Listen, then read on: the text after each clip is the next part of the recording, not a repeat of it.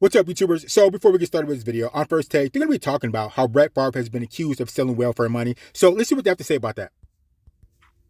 New developments in the controversy involving Brett Favre. His charity, Favre for Hope, donated more than $130,000 to the University of Southern Mississippi Athletic Foundation from 2018 to 2020. That, according to tax records obtained by ESPN. During the same period, Favre was trying to raise money for a new volleyball stadium at Southern Miss, where he played football, and his daughter was on the volleyball team.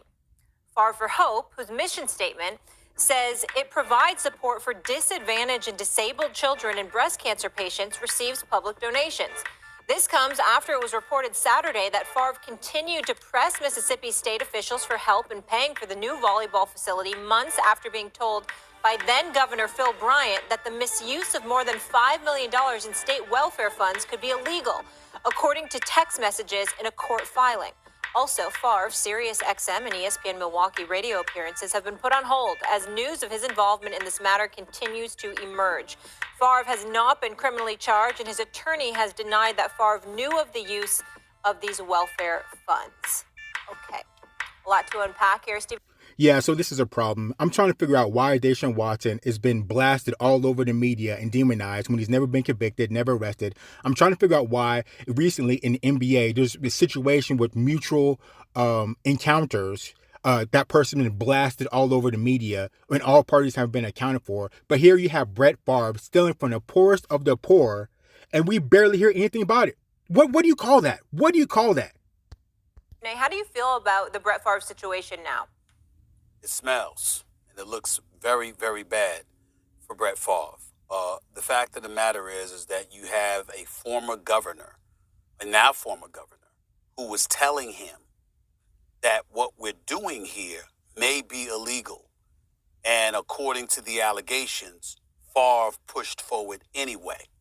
You're talking about in excess of $5 million. And I want to make sure I read this correctly, all right? Favre was also involved in diverting at least $5 million in welfare funds. Welfare funds. That means you're a dirtbag of the dirtbags right there. Mississippi's the poorest state of the states, and this guy's stealing money from them? That's you there's a special place in that place for you, Brett Favre. You talk about serving disenfranchised, disadvantaged and disenfranchised communities. What the hell are you doing being involved in something that involves you diverting funds? Welfare funds. That is just awful. There is no way around this. And so he's not doing his radio show. He's not talking right now. You call it what it is. He's hiding. And it's probably wise on the advice of his lawyers or what have you. But what can he say? Because the fact of the matter is either there was a dereliction of duty, that you were exercising, you weren't doing the things that you were supposed to do, or you were completely ignorant and oblivious to what was transpiring. And nobody's going to believe that because, again, you were pushing for something that would benefit your daughter because she was on the volleyball team at that time and you wanted this volleyball stadium and all of this other stuff. Exactly. So go ahead and steal from the poorest of the poor, so your daughter is able to have a new facilities for her volleyball team. You are a low person, Brett Favre. That is, I still don't understand. How come we're not hearing anything about this? We hear everything about the NBA with consensual acts, where everybody's on the same page. We can hear Deshaun Watson is demonized and blasted all over the media, not convicted, not arrested, nothing like that. But here you have Brett Favre stealing from the poorest of the poor, and we barely hear anything about it. This is absolutely...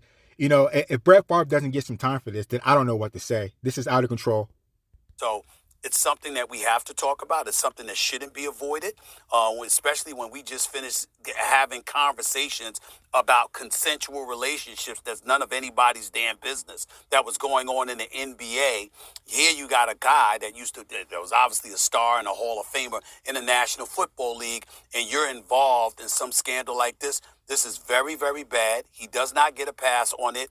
But again, we have to be responsible enough to say that these are allegations. He hasn't been proven to be guilty, but it looks very, very bad for him. Exactly. It does look bad. And we have no problem demonizing anybody else before they've been convicted. We have no problem, killing people in the media before they've been convicted. But here we have Brett Favre. he gets a pass. Nobody wants to talk about this. Nobody wants to demonize him in the media from stealing from the poorest of the poor. You have to be a serious dirtbag to steal from the poorest of the poor. So I don't know.